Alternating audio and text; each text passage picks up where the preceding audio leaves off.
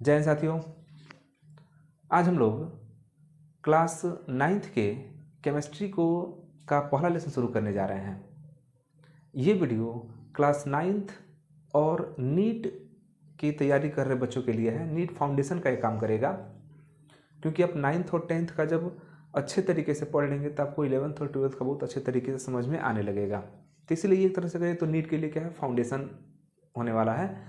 तो 9th और NEET foundation दोनों को मिला कर हम लोग चलेंगे और पूरा जो इसके अंदर जितने भी टॉपिक आएंगे हम उसको डीप से पूरा कवर करेंगे।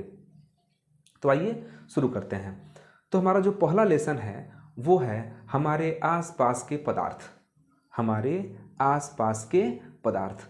अब हमारे आसपास बहुत सारे पदार्थ दिखाई देते हैं, जैसे पेड़ पौधे हो गया, हम अपने अगल बगल जल देखते हैं, दीवार देखते हैं, कुर्सी देखते हैं, या बहुत सारी चीज़ें देखते हैं। हवा को तो देखते नहीं हैं लेकिन महसूस करते हैं कि हवा है। बल्ब देखते हैं, ये मान लीजिए कपड़ा देख रहे हैं, लकड़ी देख रहे हैं, कुर्सी देख रहे हैं, मेज़ देख रहे हैं, लोहा देख रहे हैं। बहुत सारी चीज़ें अपने अगल बगल हम लोग डेली लाइफ में देखते हैं। इन चीज़ों को हम एक ही बार मिला के कहें तो ये क्या है, तो ये पदार्थ है। क्या है? पदार्थ है। तो हमारे अगल बगल चारों ओर बहुत सारे पदार्थ हमको देखने के लिए मिलते हैं, लेकिन अगर साइंस की भाषा में कहें कि पदार्थ किसे कहेंगे तो उसका तो एक निश्चित मानक डेफिनेशन है। तो आइए हम शुरू करते हैं। तो हमारा इस लेसन का जो पहला टॉपिक है वो है पदार्थ। जो पहला टॉपिक है वो है पदार्थ, जिसको हम लोग इंग्लिश में मैटर बोलते हैं। ओके, मैटर, ये हमारा पहला टॉपिक है। आप बिल्कुल ध्यान से वीडियो को देखिएगा ताकि आपको चीज़ें अच्छी तरीके से समझ में आए। ठीक है, तो शुरू करते हैं। मैटर। देखिए, मैटर को जानने से पहले हमको एक दो पॉइंट को समझना होगा, जैसे ज्ञान इंद्रियां। ज्ञान इंद्रियां, ज्ञान इंद्रियां समझ लीजिए, फिर आपको मैटर अपने आप समझ में आ जाए कि मैटर क्या है। तो ज्ञान इंद्रियां को इंग्लिश में सेंस ऑर्गन बोलते हैं। Sense organ, sense organ. Sense organ का मतलब ये होता है, या ज्ञानेंद्रिय का मतलब ये होता है कि हमारे शरीर के वे अंग, हमारे शरीर के वे अंग जो हमें किसी वस्तु को पहचानने में हमारी मदद करते हैं, उन अंगों को हम ज्ञानेंद्रियां कहेंगे। एक बार फिर से सुनिए। हमारे शरीर के वे अंग जो किसी वस्तु को पहचानने में हमारी मदद करते हैं, उनको हम ज्ञानेंद्रियां कहते हैं। जैसे ज्ञानेंद्रियों में 5 ज्ञानेंद्रियां होती हैं, जिसमें कान, आँख, नाक, जीभ, त्वचा। तो ये हमारे शरीर की 5 ज्ञानेंद्रियां हैं। कान, आँख, नाक, जीभ, त्वचा। हम इन्हीं की सहायता से किसी भी वस्तु की, किसी भी चीज़ का हम पहचान करते हैं। ठीक है, अब हम पहचान कैसे करते हैं?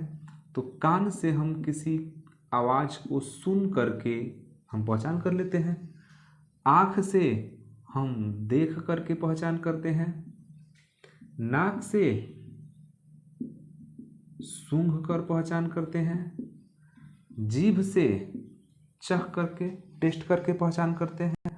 और त्वचा से स्पर्श करके, छू करके हम किसी चीज़ का पहचान कर सकते हैं। हमारे शरीर में इन 5 ज्ञानेंद्रियों के अलावा और कोई छठवां ज्ञानेंद्रियां नहीं होती हैं। हम इन्हीं 5 की सहायता से किसी वस्तु की पहचान करते हैं। ठीक है, तो ये समझ गए कि ज्ञानेंद्रियां क्या हैं। अब हम आते हैं कि पदार्थ क्या है, समझते हैं। तो पदार्थ देखिए, पदार्थ वह है जो स्थान घेरता है, जिसमें भार होता है, वजन, जिसमें भार होता है, तथा जिसे हम ज्ञान इंद्रियों द्वारा पहचान सकें, ज्ञान इंद्रियों द्वारा पहचान सके। तो अगर किसी पदार्थ को हम इस पैरामीटर पर देखें कि यदि कोई पदार्थ स्थान घेरता है, उसमें भार भी है, स्थान घेरने का मतलब उसमें आयतन है, जगह घेर रहा है, तो यदि कोई वस्तु जगह घेर रहा है जिसमें भार है, वजन है, और हम उसको ज्ञानेंद्रियों द्वारा पहचान पा रहे हैं, तो उस वस्तु को हम कहेंगे क्यों क्या है, पदार्थ है।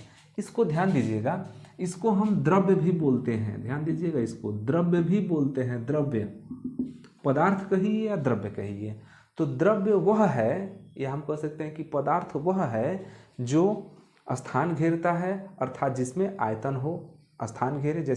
जैसे ये मार्कर कहीं रख देंगे तो स्थान घेरेगा, इसमें भार भी है, वजन है इसमें, और हम इसको छू करके, देख करके पहचान भी पा रहे हैं। अतः हम कह सकते हैं कि ये मार्कर क्या है, तो मार्कर द्रव्य है, मार्कर हमारा पदार्थ है। तो पदार्थ किसे कहेंगे, तो पदार्थ का परिभाषा ये हुआ कि पदार्थ वह है या द्रव्य वह है जो स्थान घेरता है, जिसमें भार है या भार है, तथा जिसे हम ज्ञानेंद्रिय द्वारा पहचान सके, उसे क्या बोलेंगे, द्रव्य बोलेंगे। ठीक है, तो हम इनके द्वारा पहचान सकते हैं किसी चीज़ को। अब ध्यान दीजिएगा, जैसे उदाहरण के लिए हवा। अब हवा तो स्थान घेरता है, बिल्कुल घेरता है। गुब्बारे में भर दीजिए, देखिए स्थान घेर रहा है। ज़्यादा हवा भर देंगे गुब्बारा फूट जाएगा, क्योंकि उसको स्थान नहीं मिलेगा, पूरा स्थान घेरना चाहेगा और गुब्बारा जो है क्या कर देगा, फूट जाएगा। हवा में क्या होता है, हवा में भार भी होता है, बिल्कुल भार होता है। हवा को हम ज्ञानेंद्रियों द्वारा पहचान भी सकते हैं, बिल्कुल। हवा को हम महसूस कर सकते हैं, स्पर्श कर सकते हैं, महसूस कर सकते हैं। हवा जब चलता है तो हमारे शरीर को क्या करता है, स्पर्श करता है, स्पर्श करता है तो हम महसूस कर लेते हैं कि हवा है। तो हवा क्या है, हवा द्रव्य है। अगर हम कहें जल क्या है, तो जल स्थान घेरता है, जल में भार भी होता है, बिल्कुल जल में वजन होता है, और जल को हम ज्ञानेंद्रियों द्वारा, मतलब आँख के द्वारा देख सकते हैं, त्वचा के द्वारा हम उसको छू करके भी महसूस कर सकते हैं, आँख के द्वारा देख करके बता सकते हैं। अर्थात जल भी आपका क्या है, द्रव्य है। मतलब कि वो सारी चीज़ें जिसको हम ज्ञानेंद्रियों द्वारा पहचान सके, साथ ही साथ वो स्थान घेरे और उसमें भार हो। तो ये तीनों चीज़ें अगर किसी वस्तु के साथ हो रही है तो हम उसको क्या कह सकते हैं, द्रव्य कह सकते हैं। ठीक है, थोड़ा सा और आगे उदाहरण समझते हैं। आवाज़ मान लीजिए, अब मान लीजिए कोई आवाज़ है, मान लीजिए कोई गीत गा रहा है, कोई गीत गा रहा है, तो हो सकता है कि हम सुन करके, कान के द्वारा सुन करके हम ये पहचान जाए कि ये किस सिंगर का गाया हुआ गाना है या किस जानवर का आवाज़ है। तो हम ज्ञानेंद्रिय द्वारा तो आवाज़ को पहचान पा रहे हैं, लेकिन आवाज़ स्थान नहीं घेरता है, आवाज़ में भार नहीं होता है। आवाज़ को हम कहीं रख सकते हैं, वो स्थान घेरेगा। आवाज़ को हम पौधे कहीं रख थोड़ी सकते हैं, तो आवाज़ को नहीं रख सकते हैं, मतलब वो स्थान नहीं घेरेगा। आवाज़ को हम तौल सकते हैं, नहीं तौल सकते हैं, आवाज़ में कोई भार नहीं होता है।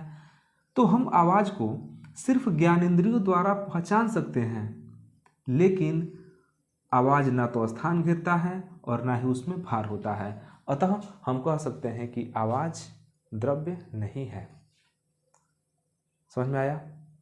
अगर हम प्रकाश की बात करें, प्रकाश कि प्रकाश द्रव्य है कि नहीं, तो देखिए प्रकाश को हम आँख के द्वारा देख करके तो पहचान सकते हैं, मतलब कि ज्ञानेंद्रियों द्वारा हम तो उसको पहचान पा रहे हैं। प्रकाश को ज्ञानेंद्रियों द्वारा देख करके तो पहचान ले रहे हैं कि प्रकाश है, लेकिन उसमें भार नहीं होता है।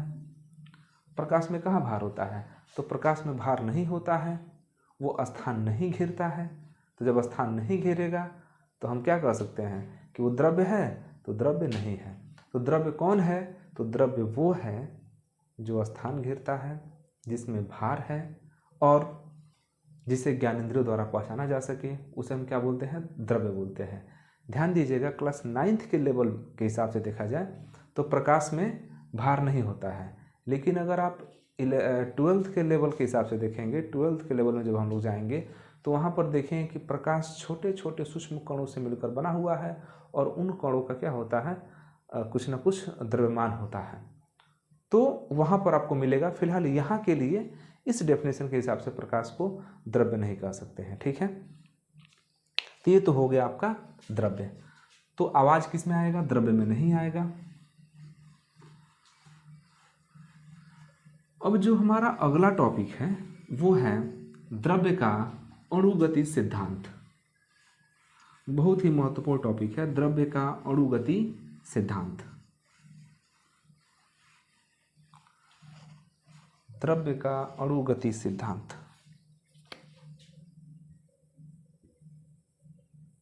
द्रव्य का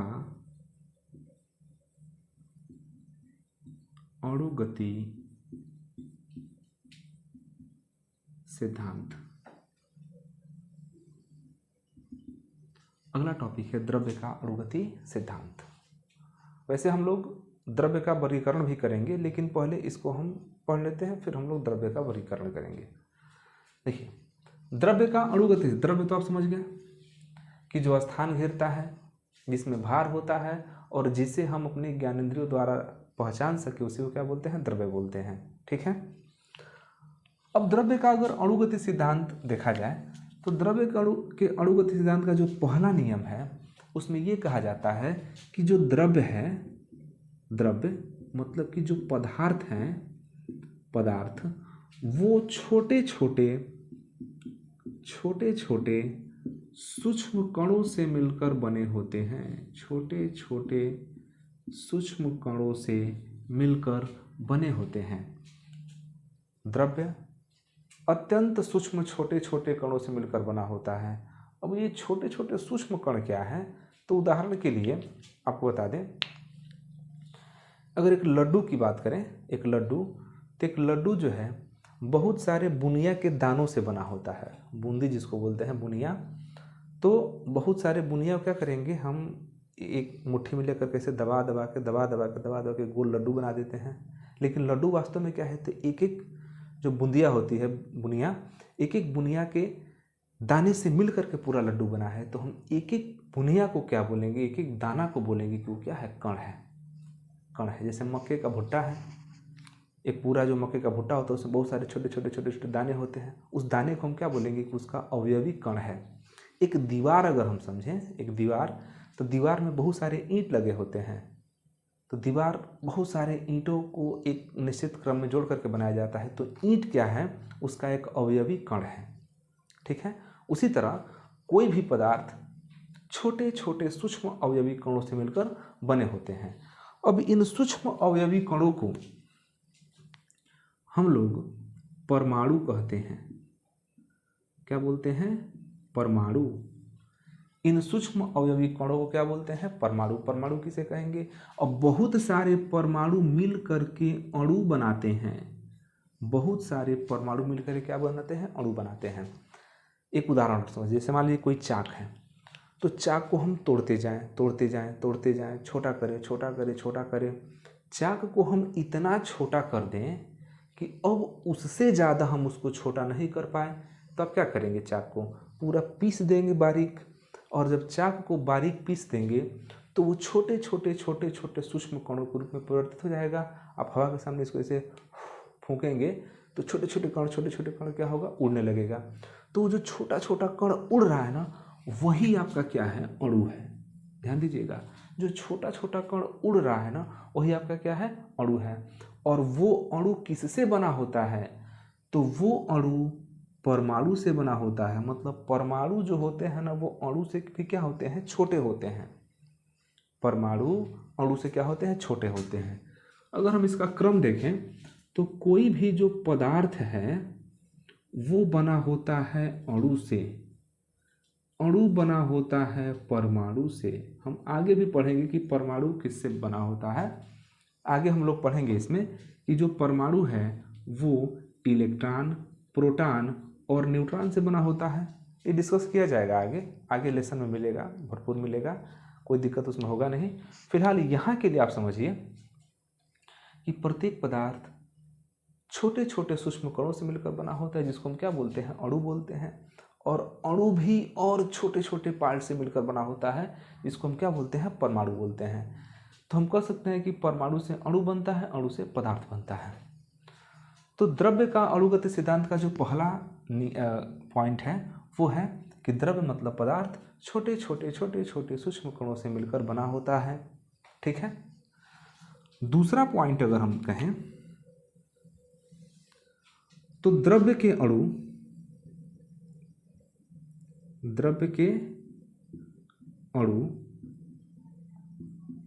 एक दूसरे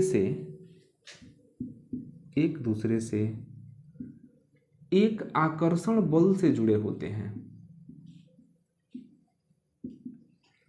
द्रव्य के अणु एक दूसरे से एक आकर्षण बल से जुड़े होते हैं। मतलब कि द्रव्य, देखिए द्रव्य बना कैसे, अणु से बना। तो अणु क्या है, तो भाई एक अणु दूसरे से जुड़ा है। तो कैसे जुड़ा है, वो उसके बीच में आकर्षण बल लग रहा है। जब हम दीवार चलाते हैं तो दीवार में हम ईंट को जोड़ते हैं, तो ईंट को दूसरे ईंट से बांधने के लिए क्या करते हैं, बीच में मसाला डाल देते हैं। सीमेंट बालू का जो मिक्सर होता है उसको क्या करते हैं, डाल देते हैं। वो सीमेंट बालू का मिक्सर क्या करता है, एक ईंट को दूसरे ईंट से जोड़ करके रखता है। एक ईंट को दूसरे ईंट से जोड़ करके रखता है, मतलब उनके बीच में एक आकर्षण बल उत्पन्न कर देता है। ठीक है। तो जो अणु होते हैं, एक अणु दूसरे अणु से आकर्षण बल से जुड़ा होता है। इसको हम अंतरा अणुक आकर्षण बल कहते हैं।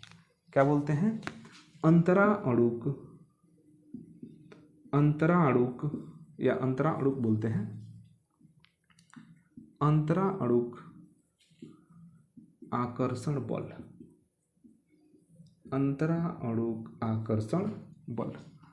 तो द्रव्य के जो अणु होते हैं, अणु वो एक दूसरे से एक प्रकार के आकर्षण बल से जुड़े होते हैं। उस आकर्षण बल को अंतरा अणुक आकर्षण बल कहते हैं। ठीक है, ये इसका दूसरा पॉइंट है। तीसरा पॉइंट ये है, तीसरे पॉइंट में कहा जाता है कि जब अणु दूसरे अणु से जुड़ता है, एक अणु दूसरे से जुड़ा, दूसरे से तीसरा जुड़ गया, तीसरे से चौथा जुड़ गया, तो जब अणु आपस में जुड़ते हैं तो उनके जुड़ने के क्रम में बीच में कुछ खाली गैप छूट जाता है, बीच में कुछ रिक्त स्थान छूट जाता है। जैसा कि आप स्क्रीन पर देख पा रहे हैं चित्र में कि बहुत सारे अणु आपस में क्या हुए, जुड़े हुए हैं। और जब बहुत सारे अणु आपस में जुड़ते हैं तो उनके बीच में कुछ रिक्त स्थान बच जाता है। उस रिक्त स्थान को अंतरा अणुक स्थान कहते हैं। उस रिक्त स्थान को अंतरा अणुक स्थान कहते हैं। तो अणुओं के बीच में रिक्त स्थान शेष बच जाता है। जब अणु आपस में जुड़ते हैं तो उनके बीच में कुछ रिक्त स्थान शेष बच जाता है, जिसको हम अंतरा अणुक स्थान या मुक्त इसको हम मुक्त आकाश भी बोलते हैं। मुक्त आकाश, अंतरा अणुक स्थान बच जाता है। जैसे आपके स्क्रीन पे एक चित्र दिख रहा है, हम बना भी रहे हैं, यहाँ पर एक चित्र दिख भी रहा है। देखिए ऐसे अणु जुड़ रहा है। अब ये अणु जब जुड़ेगा, देख रहे हैं यहाँ बीच में कुछ खाली स्थान बच जा रहा है। जब यहाँ पर अणु जुड़ेगा इस तरह से, तो आप देख पा रहे हैं बीच में कुछ खाली स्थान बच रहा है। यहाँ पर दिख रहा होगा आपको ध्यान से, यहाँ पर कुछ खाली स्थान बच जा रहे हैं। यहाँ देखिए, यहाँ देखिए, यहाँ देखिए, कुछ खाली स्थान बच रहा है। इस खाली स्थान को बोलते हैं अंतरा अणुक स्थान। ठीक है। चलिए, तो जब अणु आपस में जुड़ते हैं तो उनके बीच में अंतरा अणुक स्थान बच जाता है। मतलब कि अणु जब आपस में जुड़ते हैं तो उनके बीच में कुछ रिक्त स्थान शेष बच जाता है, जिसको हम लोग अंतरा अणुक स्थान कहते हैं। अगला पॉइंट है कि जब हम इसको ऊष्मा देते हैं, जब इसको हम गर्म करते हैं। अच्छा, एक चीज़ और बता दें चौथे पॉइंट में, कि ये अणु जब आपस में जुड़ते हैं ना, तो इनके बीच में एक आकर्षण बल काम करता है। ठीक है, ये आकर्षण बल से जुड़े होते हैं, लेकिन उसके बावजूद भी ये अणु जहाँ होते हैं ना, वहाँ कंपन करते रहते हैं। इस तरह से ये अणु क्या करते रहते हैं, इसे कंपन करते रहते हैं। इस तरह से सब अणु क्या कर रहे हैं, कंपन कर रहे हैं। अणुओं का गुण है कि वो हमेशा वाइब्रेट करते रहते हैं, कंपन करते रहते हैं, जुड़े रहते हैं। ऐसा नहीं है कि कंपन करते करते एक दूसरे को छोड़ कर चले जाते हैं कहीं, नहीं, ये एक दूसरे से ऐसे जुड़े होते हैं और ऐसे कंपन करते रहते हैं, कंपन करते रहते हैं।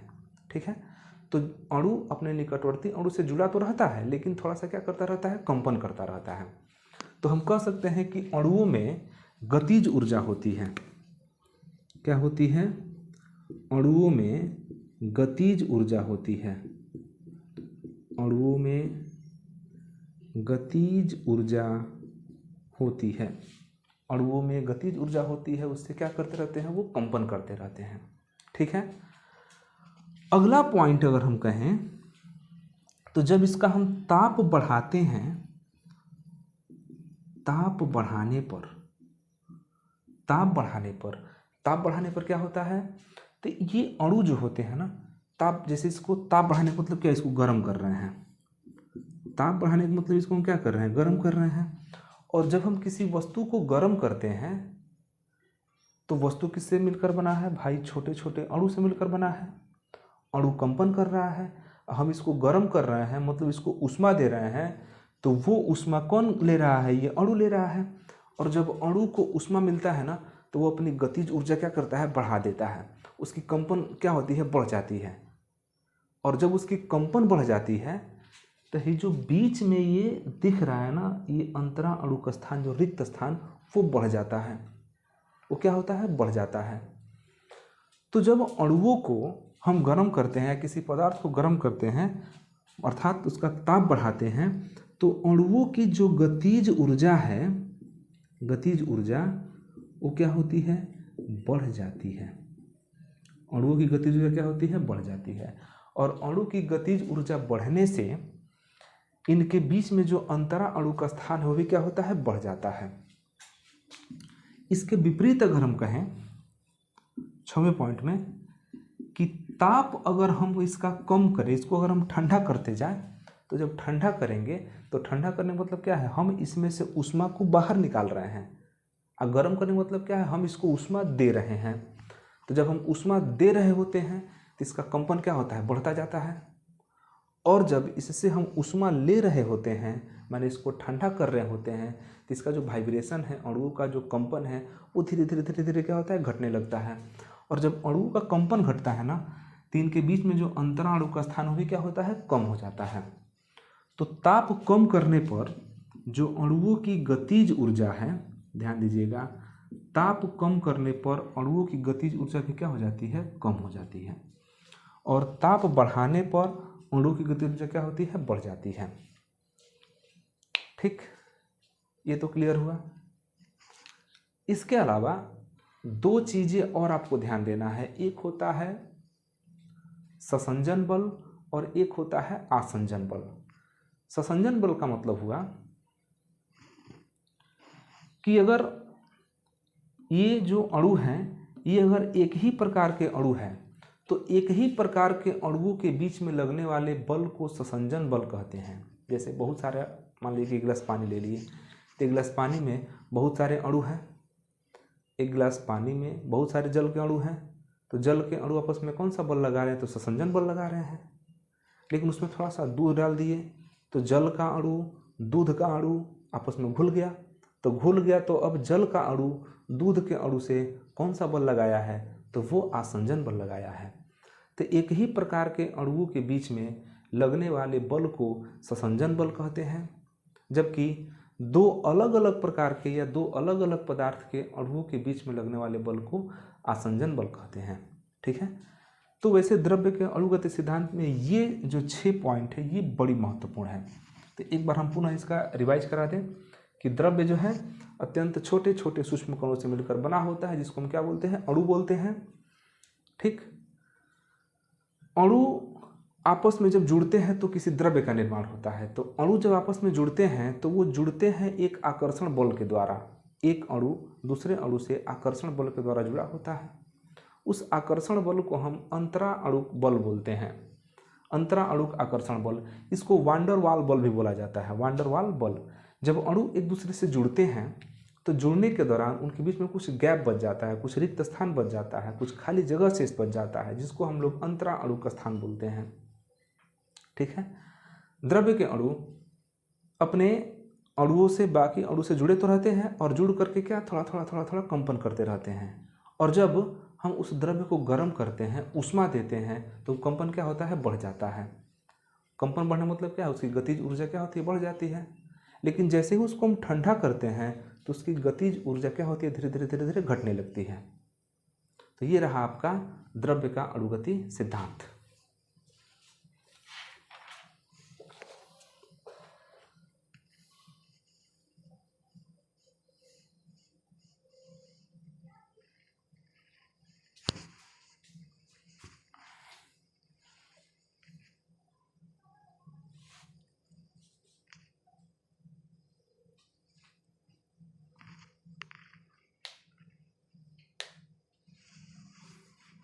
हाँ, एक चीज ध्यान दीजिएगा,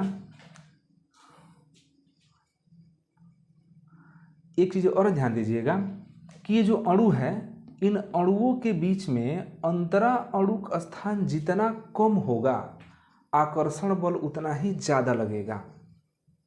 अणुओं के बीच में अंतरा अणुक स्थान, ये जो रिक्त स्थान है, ये जितना कम होगा, इसका मतलब क्या है, अणु एकदम नजदीक नजदीक होंगे, और अणु जितने नजदीक होंगे, जितने ही अणु क्या होंगे, नजदीक होंगे, उनका आकर्षण बल उतना ही क्या होगा, ज्यादा होगा। आकर्षण बल उतना ही क्या होगा, ज्यादा होगा। और अणु जितने ही दूर दूर होंगे, ध्यान दीजिएगा, अणु जितने ही दूर दूर होंगे, उनका आकर्षण बल क्या हो जाएगा, कम हो जाता है। उनका आकर्षण बल कम हो जाता है। तो ये रहा हमारा द्रव्य का अणुगति सिद्धांत। तो इसके आगे हम लोग पढ़ेंगे द्रव्यों का वर्गीकरण। द्रव्य का वर्गीकरण मतलब कि द्रव्य को कितने अवस्था में बांटा गया है। ठीक है, तो फिर मिलते हैं अगले वीडियो में, तब तक के लिए धन्यवाद। जय हिंद।